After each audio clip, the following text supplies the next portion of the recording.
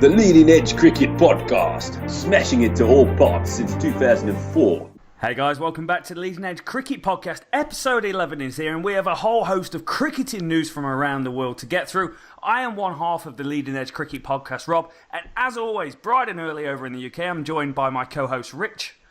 Hey Rob, how you going? We're grand, mate. Yourself? Yeah, pretty good, mate, pretty good. It's not so bright and it's early, but not bright, but that's standard England. Yeah, I think we're on the same page in terms of weather at the moment. Thunderstorms are a cast in New Zealand. I think you're worse. We are worse. We're almost as bad as the Auckland crowd. Oh, yeah. Chem dressed as chairs. Never mind. Unbelievable, Jeff. Right, we're going to crack straight into it today. We have so much to get through. Cricketing news. Right, county championship signings. First things first, Kent doing business. They've followed up the signing of Kiwi Matt Henry by agreeing to bring in fellow Kiwi paceman Adam Milne. Apparently he's got some wheels. Aussie all-rounder Marcus Stoinis as well is joining on. They're both joining for the T20 Vitality Blast competition. Milne, this is his second spell at Kent. He took 15 wickets in last season's Blast. And Stoinis, Aussie T20 international, he's also played in the IPL as well as the Big Bash. So couple of nice signings there. You know a bit more about Milne than I do. Milne is genuine wheels. Can bowl up to 150 clicks. Struth. Yeah, Struth, bro. He's serious. He's a serious fast bowler. Not quite reached his potential yet, but he's young. He's 25 years old. Plenty of cricket in front of him, and he's played in the IPL, so he's obviously highly touted. And Stoinis is a beast with the bat when he gets going. He had that incredible 146 in a one-day match where he just absolute carnage, ball going to all parts, can bowl as well. Two great signings for Kent. Yeah, absolutely. Another really good signing. This time, Aussie all-rounder. We're calling him an all-rounder these days, Ashton Agar. I think when he was in England and originally he was a batsman, batting at about number 9. But he signed on for Middlesex to play in this year's T20 as well. So Agar is only 24.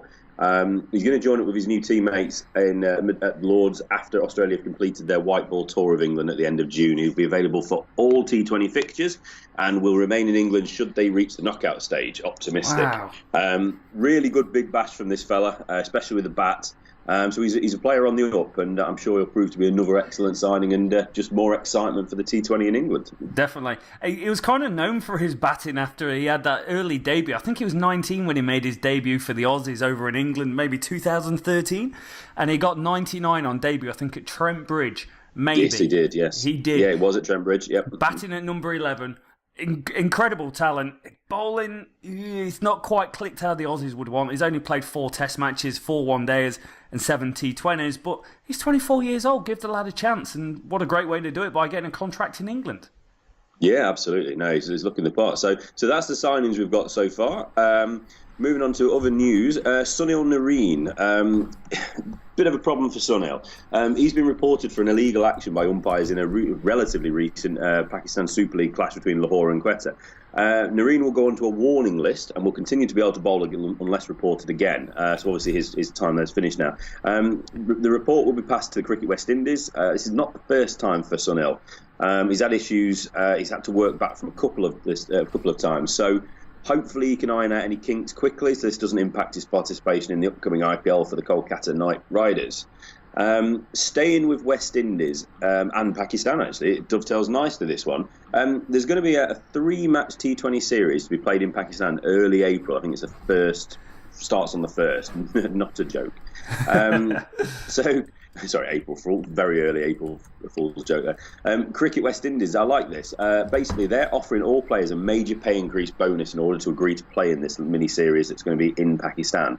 The 13-man Cricket West Indies squad will be named at the end of the Cricket World Cup qualifiers, so soon. And the incentive, whilst not confirmed, is thought to be around the US dollars, $25,000 each. The payments come from the Pakistan Cricket Board, the PCB, as it's not part of a scheduled future tours programme. So this is really good news. Pakistan are looking to play more cricket at home. With the final 3 games of this year's PSL, we've had the 2 semi-finals and the finals on the way. So that's really good news. And next year for the PSL, they're hoping to play around half of the tournament on home soil. So it's going to be interesting to see which players agree or don't agree to this short tour. But credit to Cricket West Indies, they're not looking to make any profit.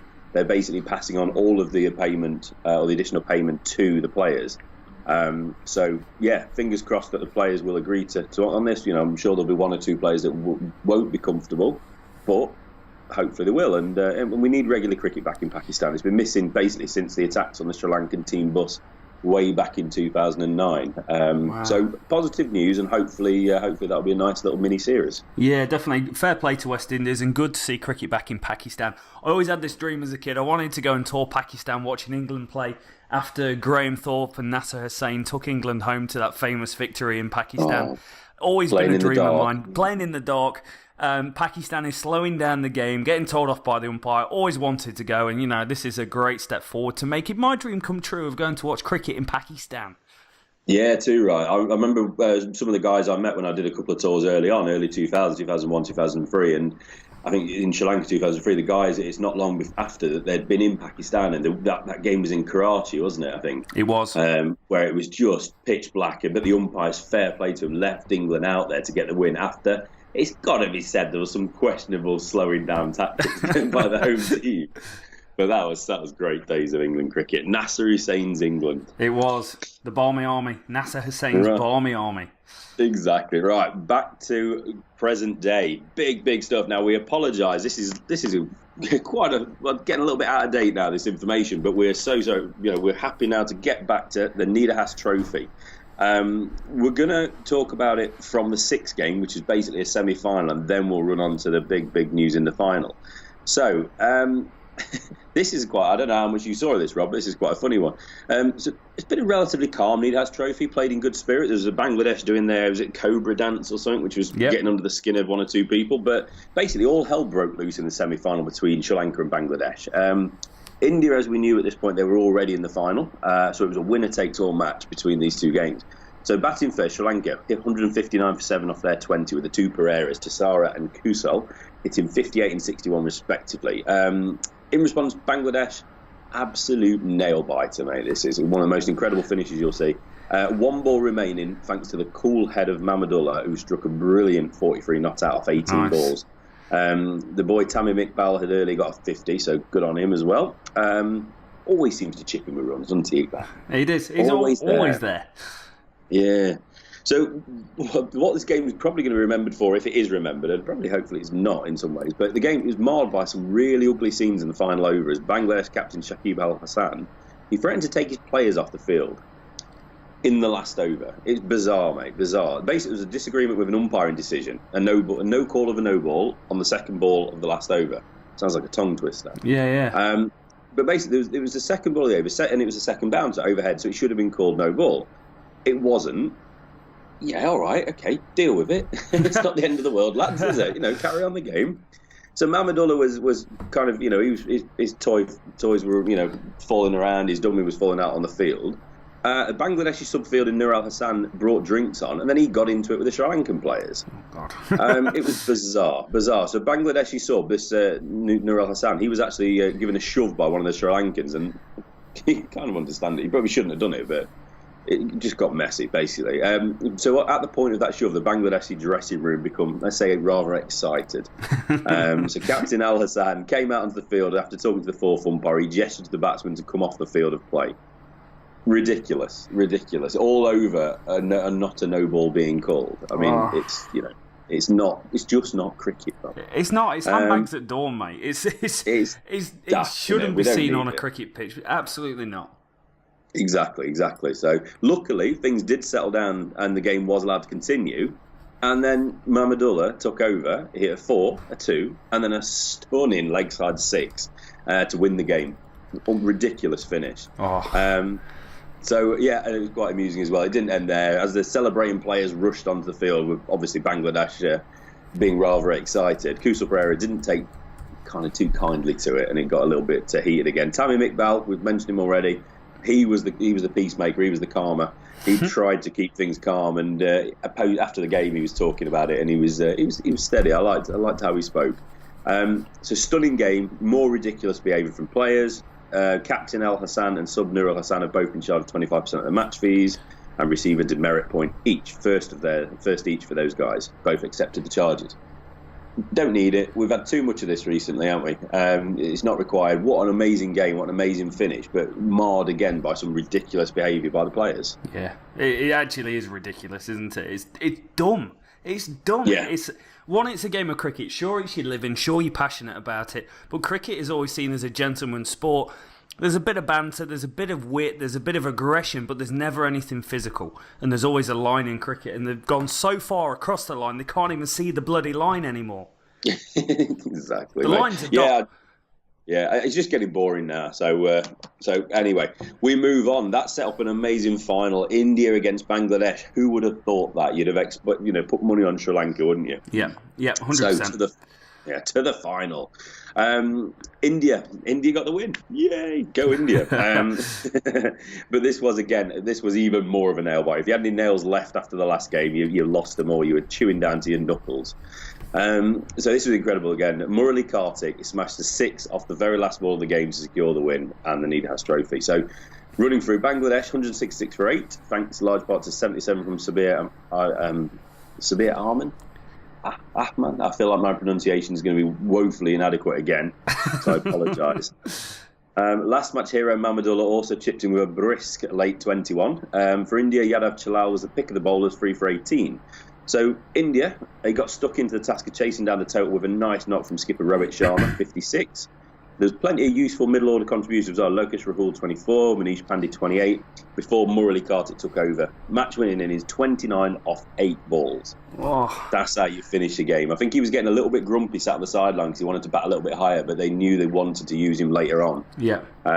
When he came to the crease, India needed 34 off 12, so 34 off 2 overs. Oh. With 1 ball left, he still needed 5 to win. You think you won the game, aren't you, Bangladesh? You think you won? Yeah, easy. Job's done.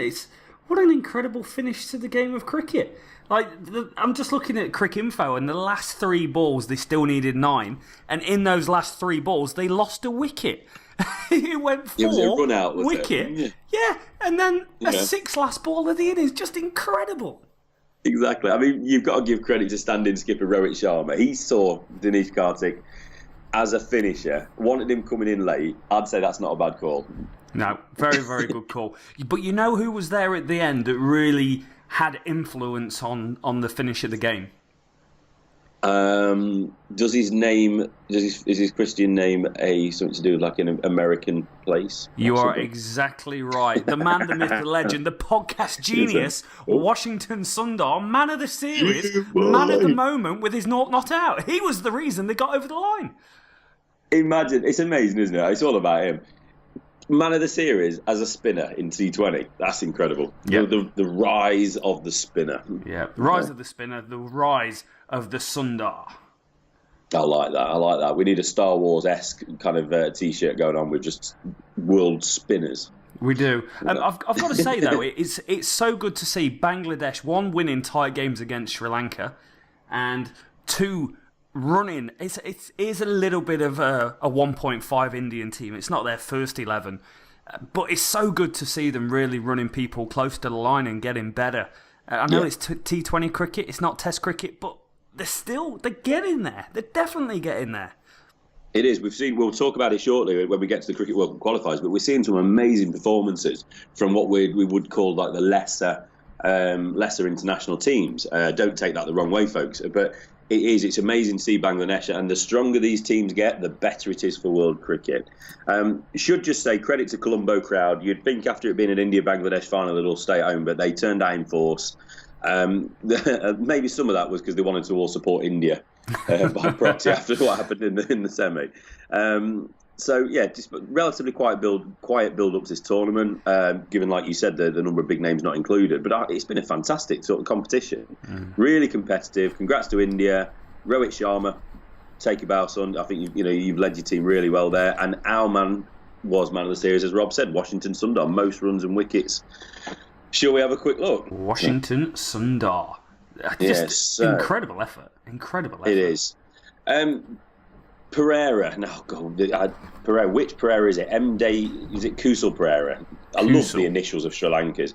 He was leading run score, 204 runs. Mushfiq Ahmed, Bangladesh, was second with 199 with an average of 66.3. Oh, that's not bad. Recurring. And then the two Indians, Shikhar Dhawan and Rohit Sharma, 198 and 173 runs between them. Not between them, sorry, respectively. Yeah. Most sixes hit was Shikhar Dhawan with 10. I wouldn't have expected that, I'll be honest. And then Washington picked up his Man of the Series award for his 8 wickets at an average of 14. That's pretty useful. What was his economy rate on that? 5.7, so under a run a ball. And then in second, Chalal for India, he also got 8 wickets at 6.45. So that's a fantastic, isn't it? Fantastic achievement. 2 leading run score, wicket takers, were both spinners. Yeah. Not bad going. Yeah, incredible performance. Anyone that can go under 6 and over in T20 cricket is really adding any benefit, heaps of benefit to the team. It doesn't really matter how many wickets you take if you're going at 6 and over because you're restricting the opposition. Yeah, absolutely, mate. Yeah, it's giving the captain control, isn't it? You're not worrying about boundaries left, right, and centre. So, top effort. Great to see that tournament be played out so well. And apologies, it's been a bit late getting to cover that one, but hopefully that will make up for it. We're going to stay with India for a second. Again, we've had a few bits of strange news since we've started this podcast, and I think this is probably the most strange one we've had. Mohammad Shami, the Indian seamer. So we spoke about this before. He had some allegations by his wife and other people close to him. Some really quite serious allegations. Not going to go into it now, but basically the BCCI have done an internal investigation and they've cleared him of any wrongdoing. And they've also re-awarded him what we'd call a central contract. Now, this is a strange one. They were really, really serious. It was to the point where this was a criminal investigation. So, from what I can see, it's only the BCCI that have cleared him of any wrongdoing, and I can't see anywhere at the moment through news sources where the police or the criminal investigation has been dismissed. So we have to assume that's ongoing. Assuming the findings of the BCCI investigation are correct, it's great news for Shami, great news for Indian cricket, especially so close to the IPL. But it's just a little bit worrying. I just want us to call the Jets a little bit on this one before we say he has been cleared, because BCCI is only a cricket they might think they're very, very powerful, but they're not the law. They are not the law, no. So we just want to hold back on this one. Hopefully it's good news for Shami. But like we said first, we hope this is good news in the end for everybody. There's some allegations that come through now. If it's just because they want to try and get some money out of the fella, then obviously that's horrific. But if there is any truth to any of these stories, then it needs to still play through that criminal investigation by the police. So we'll keep monitoring this one. I'm sure it'll develop over the coming days and weeks. But yeah, the strangeness continues with that one. And just a really strange move by Cricket India, in my opinion. We're not talking about small fry here. We're talking attempted murder, rape, criminal intimidation, and the intent of causing hurt to someone else. These are serious charges that someone's going up against. But India is, unfortunately, one of the most corrupt countries in the world. You've just no idea. You don't know if things are true. You don't know if they're false, and you don't know how much sway an Indian cricketer or the Indian board has over the country. If it's just. It's crazy, and I'm very surprised that India cricket has come out and made a statement saying we're backing our man when it's something so severe.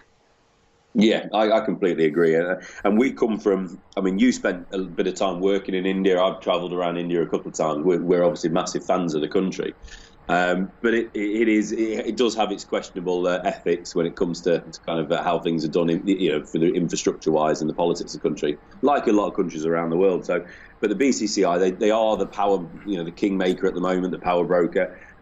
So they do, wield a massive influence on world cricket and obviously internally in India, where cricket is the number one hobby, pastime, sport. It's almost a religion, isn't it, to some people, I'm sure, if that can be said. So we hope this is going to be sorted properly. We hope that BCCI haven't got ahead of the game and made a bad decision here, because it's going to look dreadful if they have. Yeah. But like I said, we'll keep monitoring this one. It's a bit messy still, but yeah, all involved. We hope it does get settled down and sorted out sharpish. Right, the last bit of news, and this kind of takes us, it does take us smoothly into the Cricket World Cup qualifiers. First bit of big news, Nepal. Congratulations to everybody linked to Nepal cricket. They've been granted ODI status for the first time following their 6-wicket win over Papua New Guinea. It also is thank you for to the Netherlands for defeating Hong Kong. I will get that out. It's really difficult to say, obviously. Fantastic, awesome news. We've just said it. The more teams that are given status, the more teams that are playing on the international level and given opportunity to play against the big boys, the better for everybody. Rob, what do you reckon? Nepal, ODI status. Incredible for the little country. There's a great point on Cricinfo that actually talks of their journey. And less than a decade ago, they were right at the plummeting end of the World Cricket League, playing in Division 6. And over the last 10 years, they've worked their way up from being right at the bottom to the right near the top of the basically the associate nations in world cricket. And the way it works, there's actually 5 divisions under test level or one-day status. And they play in these leagues across the world. And there's kind of promotion and relegation between them. And they work their way up all the way to the point where they can actually qualify for the World Cup. And then so many out of that top end of the World Cup qualify for one-day status. And Nepal, for the very, very first time, have been able to do it. So incredible effort by their country. Absolutely, mate. Delighted for them. It's, like I said, the more the merrier, isn't it? And let's hope they can continue and keep that status for a long, long time. So that is pretty much wraps up the news, and as we say, that's the start of our chat about the Cricket World Cup qualifiers. I think there's been some great cricket being played at the moment. Nidahas and the Pakistan Super League, England, New Zealand. Well, not so much cricket being played in England, New Zealand, but South Africa, Australia. Amazing cricket, but this stuff is where it's been. First things first on the Cricket World Cup. After seeing some of these performances, why of the ICC not extended to more of these nations to have a big World Cup? It's an absolute joke. I just don't get it. You've got to reward these nations. They're putting investment into it. We spoke about Ireland. They're going to be building a stadium for Irish cricket. There are teams out there: Zimbabwe, Ireland, Scotland, Afghanistan. There are so many teams worthy of being in the World Cup, but only 2 through this qualifying tournament are allowed to be in there. It's a bit of a disgrace, mate, I think. And it's great to see the teams that have made it, and we'll talk about that, but I just don't get it. It's stupid. We've just started talking about the world game, and I'm a big advocate of it being a world game, and for cricket to grow, these other countries need to have something they can hold on to. It's no good having guys who already have one-day status going, hey, you guys have now qualified for the World Cup. If they have one-day status, they should be in the bloody World Cup, and it should be the associate nations that really have an opportunity, a good opportunity to go in. There's no other sport in the world at all that reduces the amount of teams in the World Cup. Look at football. Football wants to keep growing the World Cup, not limiting it to different countries, because there's more money and more exposure the more countries are involved in. It's just ludicrous. Yeah, I'm never going to understand this one. I think they've made a massive mistake with this.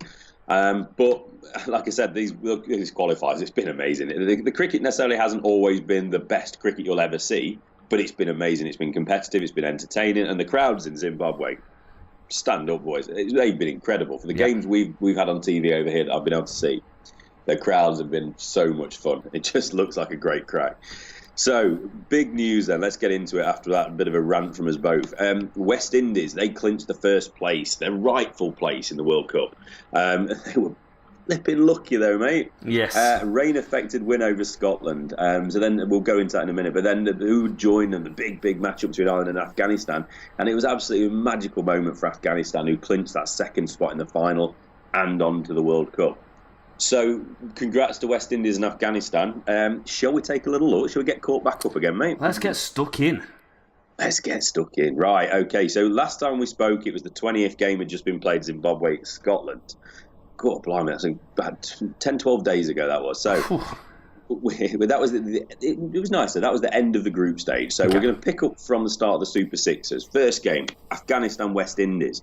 This put the cat amongst the pigeons. Afghanistan beat West Indies by 3 wickets with 14 balls remaining. Man of the match performance, Mujib Ur-Rahman, with his 3 for 33. Few runs, Shy Hope, Samuels 36, 28. Nothing dramatic. Holder 3 for 39. Hamid Nabi 31 for Afghanistan, and Rahmat Shah 68. So good old those. Let's move on to the next one. Sorry, 1 second. I've lost my spot. That's handy, isn't it? Technical difficulties. Don't worry. There we go.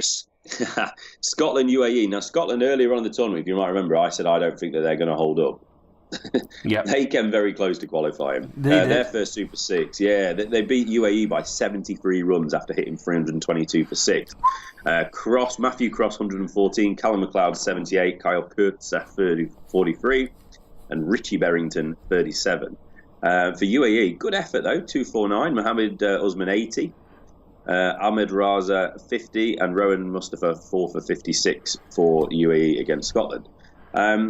Zimbabwe Ireland, this was an incredible win as well. Zimbabwe 211 for 9, Ireland 104 all out.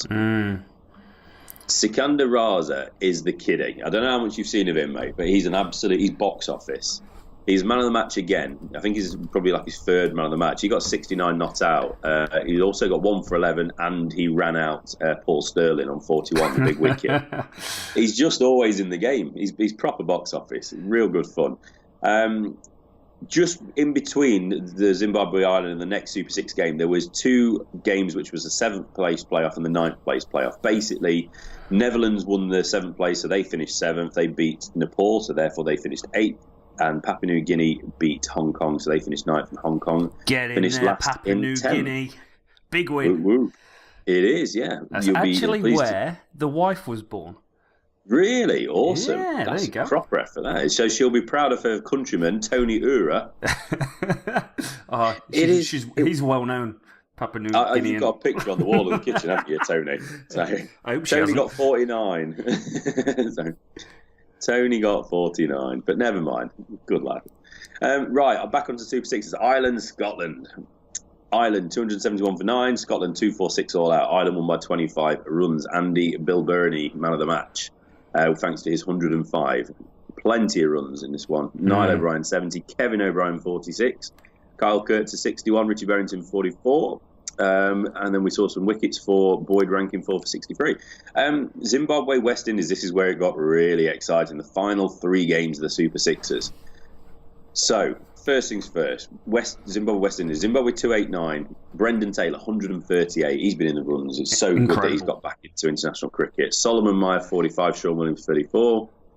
Jason Holder 4 for 35, Kemo Roach 3 for 55, and Kemo Paul 2 for 55 for West Indies. So 289, good score. West Indies knocked him off with 6 balls to go with an over remaining. Marlon Samuels, man of the match, with 86 off 80. Shai Hope 76 and Evan Lewis 64. So this is strange. Sikander Raza bowled on a no ball. He was cleaned up on a no ball. Man of the moment, box office Raza. He was bowled off a no ball. Third umpire upheld the wicket, even though it seemed no part of foot was behind the line. So, crucial wicket for the Zimbabwe match winner. So, when you're only losing by 6 balls or whatever, that could have made a difference. So yeah, this was a big win for the West Indies at the time as well. Just massive. The 2, what you'd probably call the best caliber teams in the competition going at it for a place, and it's quite hard to put your head around, but everyone seemed to be in contention to go through, and every result really, really mattered because everyone was kind of beating each other, and this was a huge win for the West Indies. Yeah, huge. They were the team on fire. They lost the way a little bit. Zimbabwe have just consistently been chipping away, haven't they? And it's at this stage, you would have expected Zimbabwe to make it through. But we shall see. Afghanistan, they were the team that really started slowly. And so in the next game, they got a win against UAE, won by 93 balls, 177 all out for UAE, and 178 for 5 for Afghanistan. Gulbuddin Naib was man of the match for his 74 not out.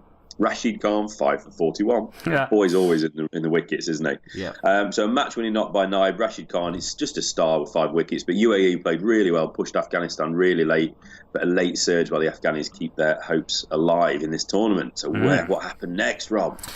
Scotland, West Indies. Oh, this was heartbreak. Well, heartbreak depends where you're looking at it from. West Indies, 198 off 48.4 overs. Really well bowled. Safian Sharif, 3 for 27. He's been the star for Scotland with the ball. Evan Lewis, 66. Marlon Samuels, 51. It was a bit of a start. They started 2 for 2. Gale was dismissed first ball of the innings by the spinner, Safian Sharif. just ridiculous. At that point, you're thinking Scotland are on. Yeah. Scotland were going pretty well. 125 for 5 wickets were falling, but still time. That was after 35.2 overs. But then suddenly a storm came from nowhere. Absolutely nowhere. Scotland did not have time to readjust. No more play was possible, and at that point they were sat 5 runs behind the required Duckworth-Lewis rate. Oh. So it gave the game to West Indies. So a huge piece of luck for West Indies. But just heartbreak for Scotland. That knocked them out of the contention. It did. This was pretty much a winner-takes-all contest, the way the other games were lining up at the time. So Scotland were 1 point ahead of Ireland in Afghanistan. And if they won this game, they would have secured a World Cup spot. Just absolutely heartbreak. One of the things that did come out of this and Scotland get them eliminated, and just how good this competition has been, is the uproar from everyone in world cricket putting in their 2 penneth about world cricket. One of their 6 kind of points on how they grow the global game. I will get it out. Is it's about access for the world and giving cricket to the world, and they've absolutely failed fundamentally in limiting the amount of World Cup spaces that are available. And poor old Scotland, it's 4 years they've got to wait, and 100% they deserve to be playing against the big teams at the World Cup. Yeah, spot on, mate. Could not have said it any better. Just absolute heartbreak for Scotland. And they played so well in this tournament that they deserve to be on the world stage, playing against everybody else, playing against Australia and South Africa and India and all the rest of it. So really disappointing for the Scots, but obviously West Indies, congrats to them. The 32nd and penultimate game in the Super Sixers, Zimbabwe UAE. Your money's on Zimbabwe here. Yeah, you're 100%. Thinking Zimbabwe, they clinch it. No. UAE 235 for 7, Zimbabwe 226 for 7 off 40. It was a target of 230. Duckworth-Lewis affected, so UAE won by 3 runs. Going through it, UAE, Shahzad 59, Shabba 40, Shaman Anwar 33, and Mohammed Naveed 22 not out of 10, an important knock in the end. Sikandar Raza again in the game, 3 for 41, Chitari 2 for 49. Sean Williams of Zimbabwe 80, Peter Moore 39, Raza again 34, and Sean Irvine 22 not out. So close. Mohammed Naveed 3 for 40 to go along with his 22 not out, and then Rowan Mustafa 2 for 56. So Mohammed Naveed picked up the Man of the Match award. UAE picked up the win. They still finished bottom of the Super Sixers. An absolute heartbreak, along with Scotland. Heartbreak this time for Zimbabwe. Yeah, real surprise this one. Really surprised with the result and the performance in the end. It's hard to get it's hard for me to get my head around a World Cup without Zimbabwe in it. Since I've been growing up, Zimbabwe, they had a great team back in the 90s with the Flowers, Horton, Heath Streak, Sterling, Strangs. They were always a decent team, and the fact that this has been such a competitive tournament goes to show that there's not too much difference between the top 4 or 5 teams in the Associate Nations, of which that have caused upsets at World Cup before. It infuriates me, absolutely infuriates me. Every single game that goes down, I'm like, well, they're not going to be there, are they? That's ridiculous. Yeah, exactly, mate, exactly. And the heartbreak continued. The last Super 6 game, Afghanistan-Ireland. This was played just a day or so ago. Ireland 209 for 7, an under par score. An under par score, it's got to be said, but not massively, but it was a competitive score. Sterling 55, that was the key. He was run out. He was going pretty well. Niall O'Brien 36, Kevin O'Brien 41. We're always seeing those 3 boys in the runs, aren't we, for Ireland? Rashid Khan 3 for 40. He bowled beautifully. I was able to watch some of this, and he really did bowl well. That was off his 10 overs as well. Daulat Zadran 2 for 54. Afghanistan in response 213 for 5. 49.1 over, so they won by 5 wickets with 5 balls remaining. Cool. This was we've seen, we talked about nail biters. This was ridiculous. Afghanistan were cruising at one point, and then it came back to being about a run a ball, and it was just such a great effort. Simi Singh for Ireland, he deserves massive credit. 3 for 30 off his 10 overs. There's 1 or 2 of the bowlers, if they'd have just been able to keep it a little bit tighter. Ireland win this game. Ireland go on to the World Cup. But Afghanistan, Mohammed Shahzad, big fella, the big wicket-keeper opener, he had a bit of a smash at the start, 54 or 50. He's a fun guy to watch. Jesus. If he was an Englishman, he would not be allowed anywhere near the international arena in Samit Patel-esque reasons. But he's fun. He's fun to watch. Naib 45, and it really got nervy until captain Asghar Staniszai. Nice. Staniszai. I don't know how to say his name. I've been looking at that name for so long, and it's just never going to get easier. He got 39 not out, and Najibullah Zadran 17 not out as well off 15 balls. They got him over the line. Mohammad Shahzad, big fella, he gets the man of the match award. Unbelievable finish from Afghanistan. It should have been a bit easier for them, but credit to Ireland. They really, really kept at it. Both teams, it felt like a final, this one did. Yeah. I was just going to say, Rashid Khan was brilliant again. The Afghani fielding as well, has to be said, was really, really good for most of the game. But the calm heads got him over the line. Heartbreak again. Ireland this time. It's just not on. Ireland, Scotland, Zimbabwe, they should be coming to this tournament along with Afghanistan and West Indies. They should. A great game of cricket. And it was pretty much a knockout, wasn't it? The way Zimbabwe were shoo-in for that place in the World Cup, but lost to UAE. So it opened up this game between Ireland and Afghan. And it was pretty much the winner goes through. And to lose by 5 runs, the Irish will be gutted. But Rashid Khan, we spoke about him. He's getting a heap of money in the IPL coming up, and he's on the brink of one-day international history. 99 wickets in 42 matches for him. Now, the current record for the quickest person to 100 wickets, I'm going to give you the top 4. Here we go. Some good names in this. Number 4, Brett Lee, 55 matches. Mm-hmm. Number 4. Number 4. Number 4. Anyway, next, Shane Bond, 54 matches. Oh, Shane Bond. Bondo. And then I'm looking at a picture of possibly the youngest ever looking Sakleen Mushtaq in 53 matches. Did he have a beard at that point? No beard. Looks very young. Looks like he might need braces. And the current record holder, 52 matches, is Mitchell Starc. Now, Rashid Khan has played 42 matches. In his next one-day international, he could well smash that record. And it'll be deserved. He looks fantastic. But we were having a discussion before this. He's never... What's his age? Is he supposed to be 19 or something? 19, 21? 19 years old.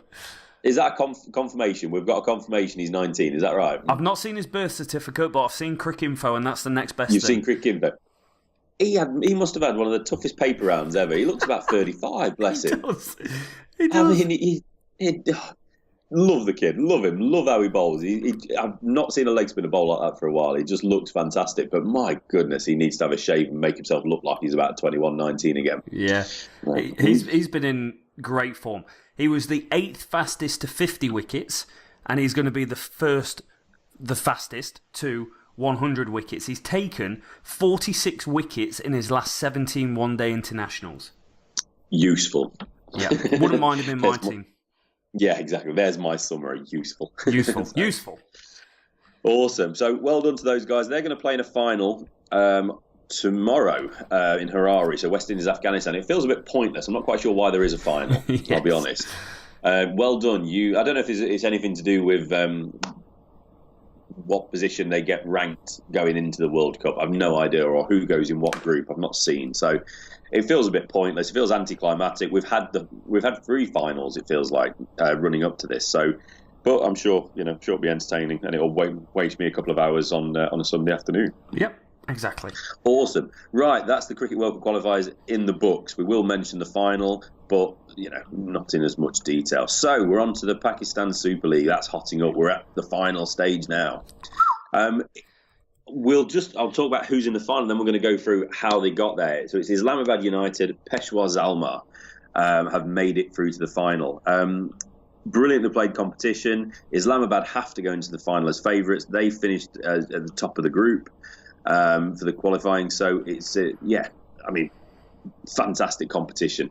And like we said as well, that's going to be played in Pakistan. That's in Karachi. But the 2 eliminators have been in Lahore. So like we did with Cricket World qualifiers, let's get caught up. So we picked this up last after Quetta Gladiators had beat Lahore. Sorry, Lahore Calendars had beat Quetta Gladiators. Next game, Peshawar Zalmar. They were coming into form just at the right time. They played Karachi Kings and they won by 44 runs. Peshawar 181 for 6 with Cameron Atwell 71, Darren Sammy 36, Usman Khan 3 for 11.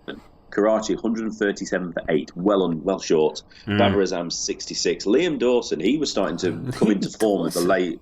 He really has. You'll hear his name one or two more times, I'm sure, as we get closer to the end there. 3 for 17. Fantastic for him. So Cameron Atkinson, man of the match. Next game, Quetta against Islamabad. Islamabad won by 6 wickets with 10 balls remaining. 147 for 7 for Quetta. Sarfraz Ahmed 43 off 30 with Fahim Ashraf 3 for 19. Ahmed Butt 2 for 13. Islamabad knocked him off, as we said, with 10 balls remaining. JP Dumini 54 off 37 and Hussein Talat 28 not out. JP, the man of the match for Islamabad. 29th game, Peshawar Zalma again got the win against Lahore this time. Lahore batted first, 172 for 4. I think he's Kiwi. Anton Devsic, 77 off 42, and Sohail Akhtar, 30 not out. Hassan Ali, 2 for 24. Peshawar, in response, won by 7 wickets, 12 balls remaining. Cameron Akmal, the man in form, 107 not out off 61 balls. That was the only century scored in this competition. Wow, Cameron Akmal as well. What a legend. Little fella, isn't he? Exactly, yeah. Abrasive character, I think. Abrasive, nice. Sandpaper. Yeah, exactly. The 30th game, Islamabad versus Karachi. Karachi got the win. Islamabad, 124 all out. Off 19 overs, didn't even get to the 20. Asif Ali, 34 not out. Usman Khan, 4 for 17. Shahid Afridi, 2 for 18. Karachi in response, Joe Denley. Again, another Englishman coming into his own towards the end of the series. 36 of 28. Colin Ingram, 31 not out. Run a ball. Babar Azam, 29 not out. They got him over the line. Usman Khan, with his 4 wickets, man of the match. So, just at this stage, it's worth probably just mentioning the leaderboard. Islamabad were, after they'd all played 10 games, Islamabad won 7, 14 points. Karachi was second, won 5, 11 points. Peshawar won 5, 10 points. Quetta the same, 10 points. And it was Multan Sultans, my pick, went from first, not quite to worst, but they finished 5th on 9 points, and Lahore finished at bottom on 6 points with only 3 wins. So the bottom 2 were disqualified, and then we had quite a strange, I've got to say this, guys, it's quite a strange sort of knockout tournament. So the first qualifier was basically first v second, and whoever won this went straight into the final. Why wouldn't first just go straight into the final? I don't know, I'm not quite sure. But anyway, so Islamabad played Karachi first v second in Dubai. Now, Islamabad won this by 8 wickets with 45 balls remaining. They could have got a big score. Karachi, 154 for 4, and it was 155 for 2 off 12.3 overs. Wow. They could have got big.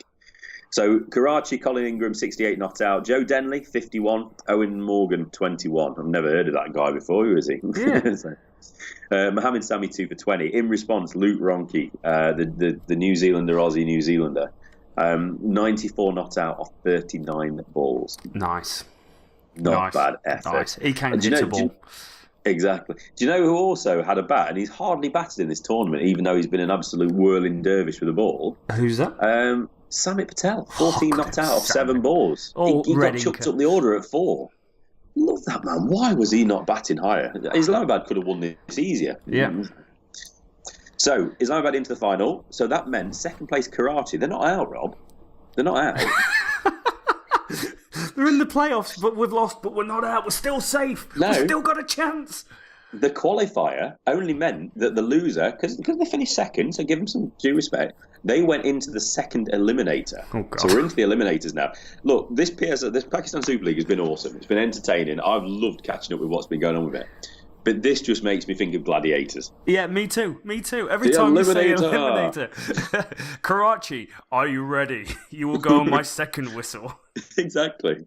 Well, then the first eliminator is Peshawar Zalmi against Quetta Gladiators. So first and second whistle, whichever ones. But Peshawar Zalmi won by 1 run, Rob. 1 run off the final ball of the game. So Peshawar...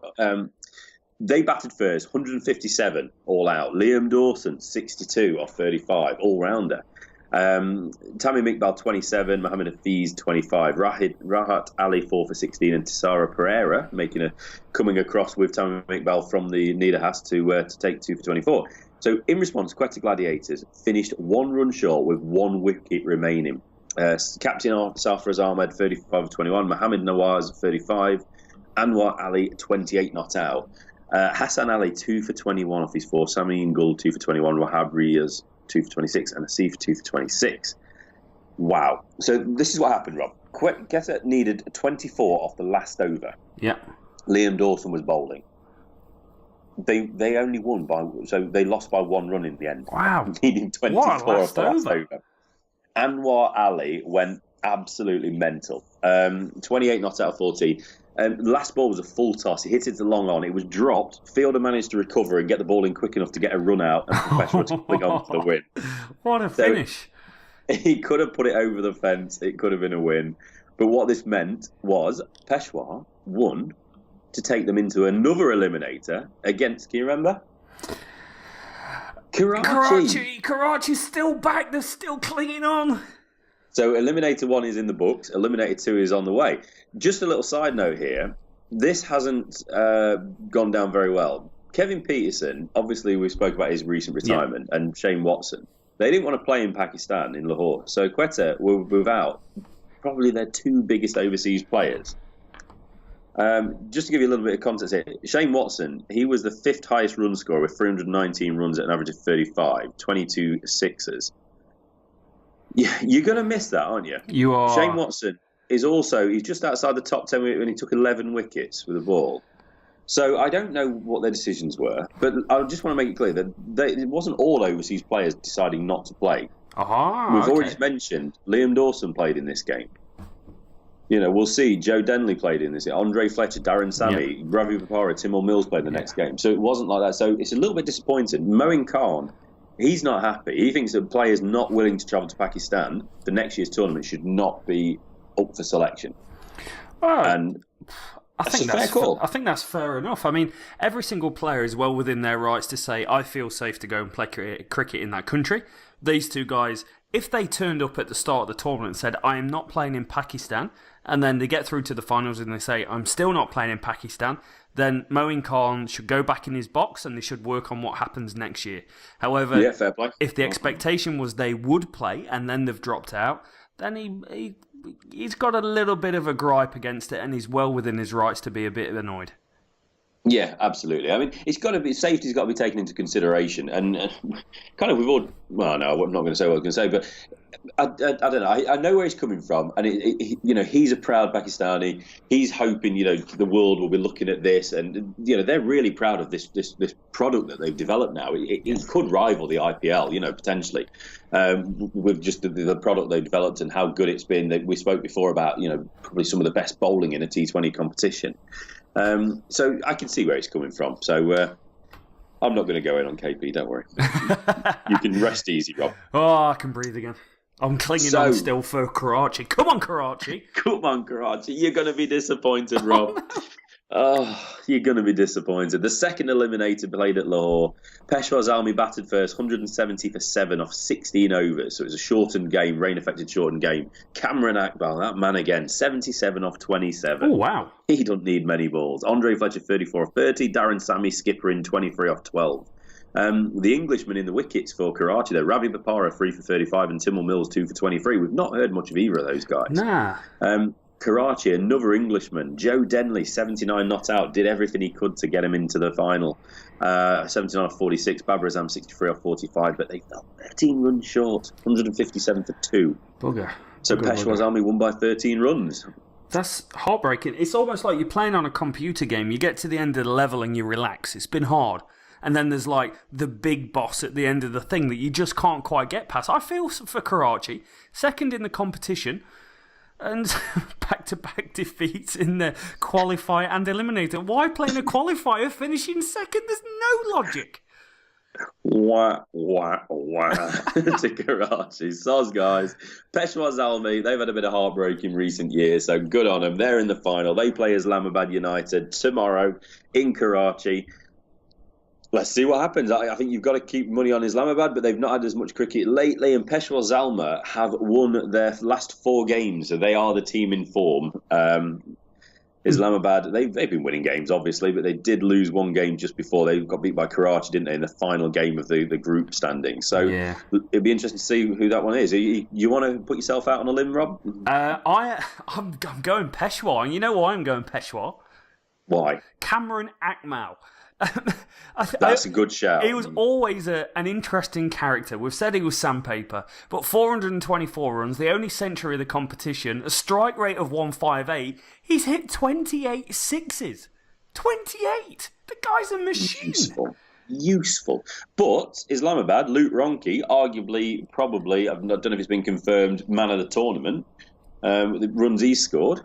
And then you've also got Samit, and if Samit's anywhere near a team, I'm supporting that team. Yep, true. Oh, this is going to be good.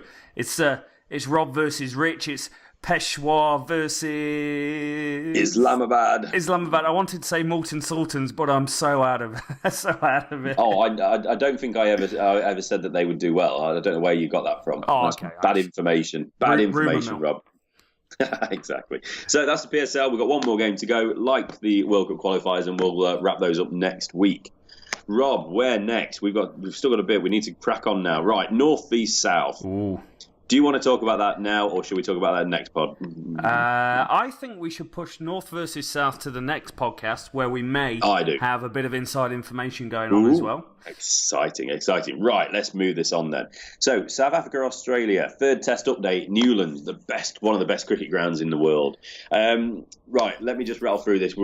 Day 3 is underway, but I'll get us up to date. So, another cracking test match. It really is at the moment. South Africa batting first. Man of granite, Dean Elgar. He carried his bat for the entire innings. Number 1 on the batting lineup.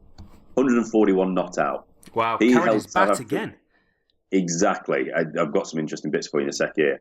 They put up a really good score, 311. It could have been more at one point, but 311 is pretty good. Right, Elgar, first opener ever in Test history to carry his bat for the whole innings twice in a calendar year. Good on him. Yeah, he also joins West Indies legend Desmond Haynes, apparently achieving this feat 3 times in their career. Oh, that's an incredible stat. Incredible. Dean Elgar. All I want to say is I really want top 3 or 4 of the English batting lineup to just watch Dean Elgar tape. Yeah. Because, there is a place in world cricket, in Test match cricket, for somebody to go in and dig in and actually use a defensive shot. Yeah. And when things are going a bit tough, carry on using the defensive shot. Yeah. And then when the bad ball comes, put it away rather than chasing it to try and do something. But anyway, we'll get on to England shortly. Let's not get in the way of this. Nah, well batted, Dean Elgar. Exactly. Unbelievable, isn't it? So 311. Pat Cummins, though, he was the main man with the ball, ripped the South African middle order away, taking 4 for 78. Brilliant spell. They were looking good at the top of the order, South Africa. But fair play for the Aussies for clawing it back a little bit. Hazelwood and Nathan Lyon both had 2 wickets apiece. Whilst the Mitchers, Marsh and Stark both grabbed 1 each. So in reply, Aussies, this was awesome. They flew out the gate. Davey Warner properly getting stuck into Rabada, and not in a verbal way. I mean, he was smashing balls left, right and centre. Across Rabada's second and third overs. So the last 3 balls of Rabada's second over, Warner hit 4-4-4. Next over, so Rabada came in after going for 12 of his last 3 balls. First ball of his third over, 6. Next ball, 4. So, Warner's winning that one, isn't he? 30 off 13 balls. He's looking all right. Yep. Next ball was brilliant, mate. It's one of the most poetically beautiful things. You need to watch it in slow motion. Kagisa Rabada cleaned up Davey Warner, hit the top of off stump, and you've never seen a cartwheeling off stump look so beautiful. I've seen it. I've seen a slow motion GIF on Twitter, mate. In fact, we'll find it and we'll post it on the Leading Edge pod, because it's one of the best sights you will ever see in cricket. It was, and it just shows you what an amazing game cricket is as well. You've got a man smacking the ball to all parts, completely destroying a bowler, and it doesn't matter what Warner did in the 5 balls preceding it. Rabada won. Yeah, he got him out. He won that battle. Yeah. So one thing I just want to mention, as Warner left the field, he got into it with a local spectator. I think he was a local. He was a big fella. I'm going to guess he was a South African. They just seem to have rear kids on raw steak over there, how big some of the lads are. I don't know what was happening, but it was completely out of line. The spectator needs to pull his head in. Warner, why are you getting involved, mate? Yeah. Can he not just walk away? The guy's he's got plenty of money in the bank. I'm sure he's got a nice place back in Australia. I'm sure he's got a good life. Just pull your neck in as well. We don't need it. Really don't need it. No, I kind of sit and I don't know. Fans are there to enjoy themselves, and if you go and watch cricket in Australia, and you're English, you're going to get a mouthful if you're a player, if you're a supporter, whatever it is. So the fact that the South Africans have really got behind this South African team and are going back at the bullying Aussie team, I really like it. I like the fact that someone in the stands went, "Oi, Warner, you're a bit of a douche, mate," for want of a better term. PG. What he probably shouldn't have said it, but likewise, David Warner, you're a professional sportsman. Think of the abuse Stuart Broad got in Australia after he didn't walk that time. He kept his mouth shut and tried to get it done on the pitch. Warner just can't help himself. He's a little, and he just needs to reel that neck in. Well, exactly, and that's my point. I mean, Warner, regardless of what's been said, just absolutely wind it in, pal. Nobody's interested.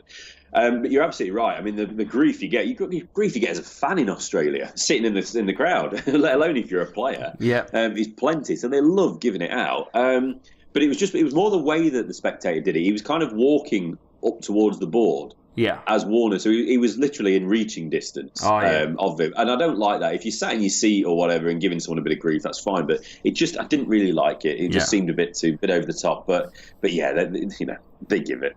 I feel this is a good segue to the one I was talking about with Sonny Bill Williams. So for those of you that don't know, David Warner's missus used to go out with Sonny Bill Williams, who's the ex-NRL star, superstar All Black centre, massive beefcake. And the guys NRL, we're talking about rugby league here, aren't we? Rugby league. Yep.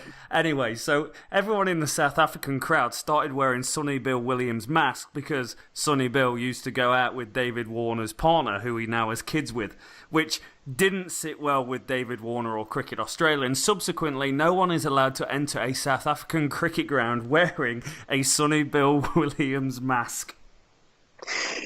Farce. It's descended into farce.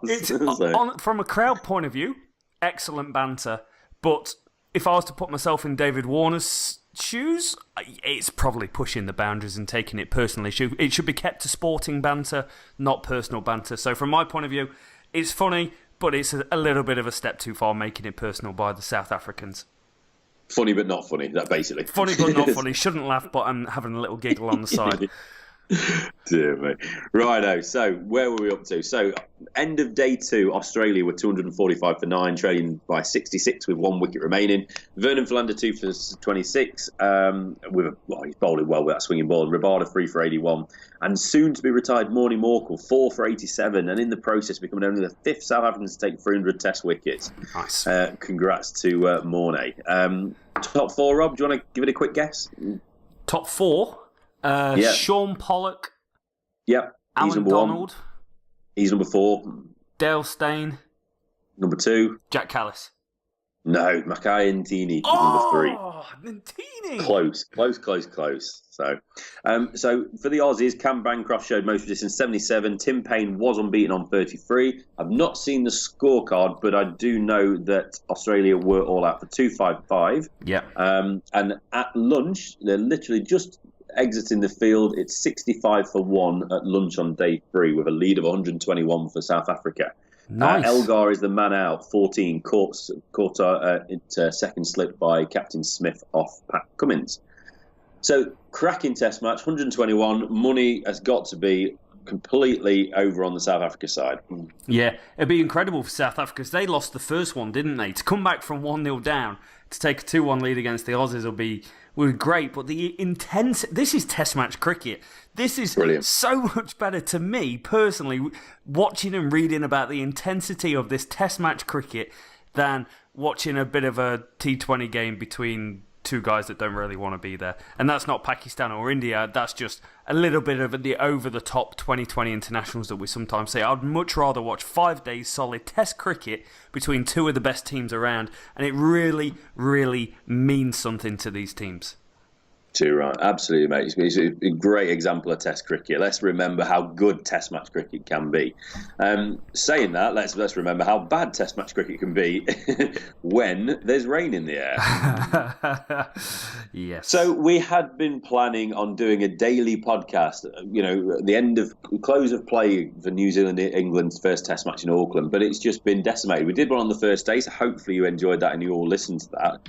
Second day we didn't do one because there's only been 23 overs, I think it was, 23.1 overs or something. And then there was 17 balls yesterday. So for anyone not aware, we'll get you back up to date if you want. Rob, you had tickets for the first and third day, and I don't think you've actually stepped foot near the stadium, have you? Oh, no, I've not even been the other side of the bridge, mate.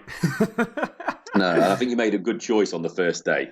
Yeah, yeah. First day was a rough one. I got to see pretty much all of it. We touched on it in the podcast, so if you haven't listened to the first day reaction, please take some time to go back and have a listen. But it was a great first day. There was some poor shots and one-day mode and a lack of preparation and being a bit of a glory hunter by the England batting team, but you can't take away from the fact that the Black Caps bowled out of their skin. They took every single chance going, and it was a rabbit in the headlights. It's like not one of the England batsmen could just solidify the innings and go, okay, the ball's swinging, I'm just going to let that go, I'm going to let that go, I'm going to let that go, I'm going to play and I'm going to get through to lunch. Because when they'd already been bowled out for 50, whatever it was, they came out and the ball was swinging half as much. It was crazy. And it's just the fact that the ball had got older. So we're seeing with the pink ball, huge swing, and then it just cuts off.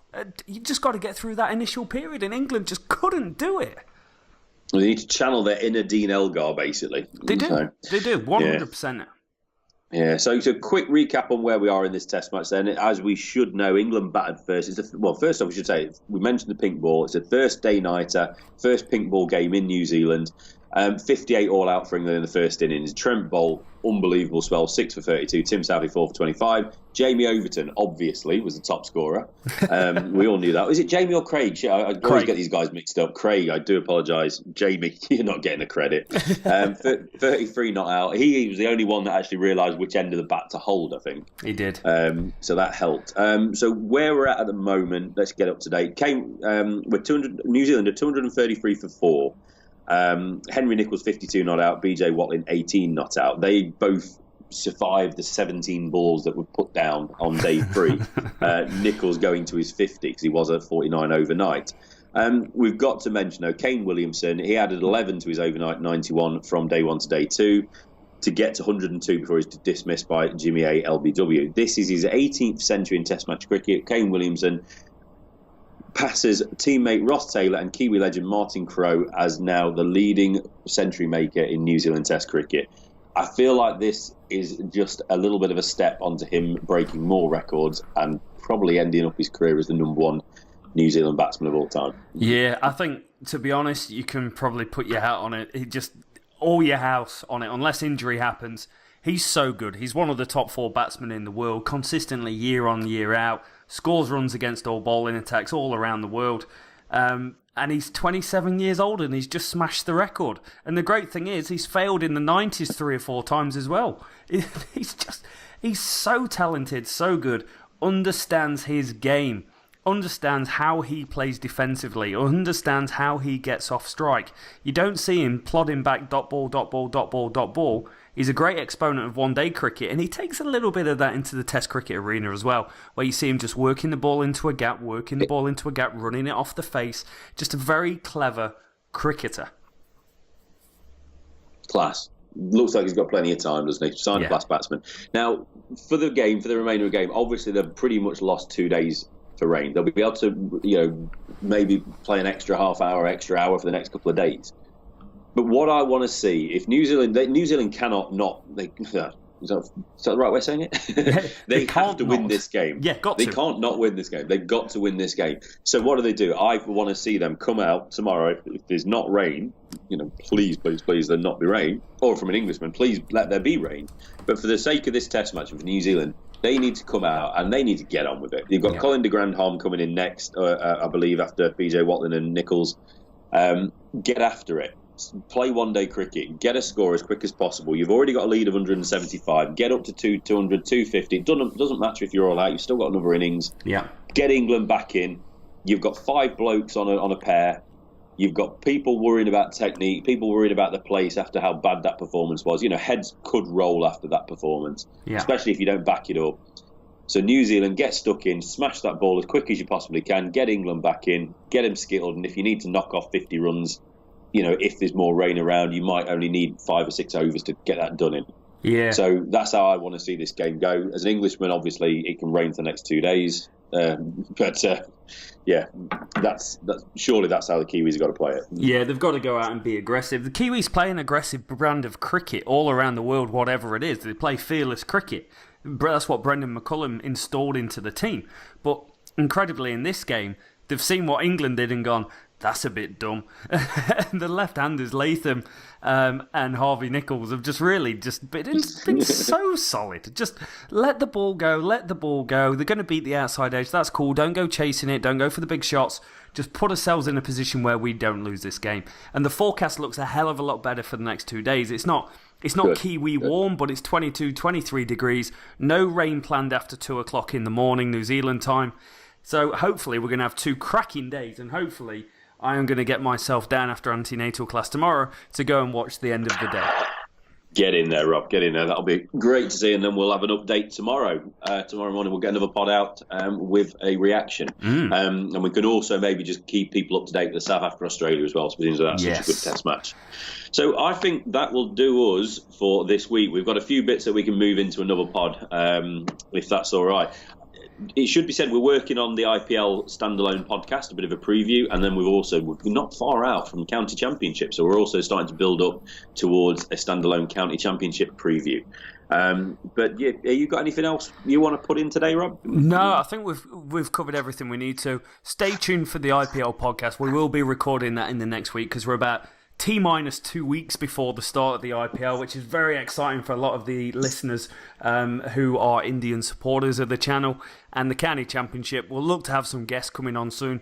But it's going great. It's going absolutely great. If you haven't already, go ahead to the Facebook page, Facebook Podcast Facebook page, get it right, Bobby, and go to the Leading Edge Cricket Podcast. Leave a 5-star review if you're enjoying it. Do the same on Apple. Anything you can do to support this podcast is much, much appreciated. We'll continue when we try and grow a cricket community from around the world, and we're starting to do that. We've had a bit of chat from America, we've had a bit of chat from India, a bit of chat from England. It's great to see all these different places from around the world come into one place and listening to a cricket podcast. But no, Rich, that will be everything from me. It's been a good time. Thank you so much for your time as always, Rich. Yeah, it's been a pleasure. One last thing I just want to ask everybody, actually, if you're still listening, IPL, give us your suggestions. Who's going to win? Who's going to be the big players? Give us your predictions. Oh, prediction time. I think we're going to have to put ourselves out on the line with the IPL in the IPL preview show. We need to put our balls on the line and say who's going to win. All right, yeah, we'll do that. I'll get researching. Get researching. Have a look on Ladbrokes, see who's favourites. But that will do it for today, ladies and gentlemen. Thank you so much for listening, for all the support. You've been legends. Till next time.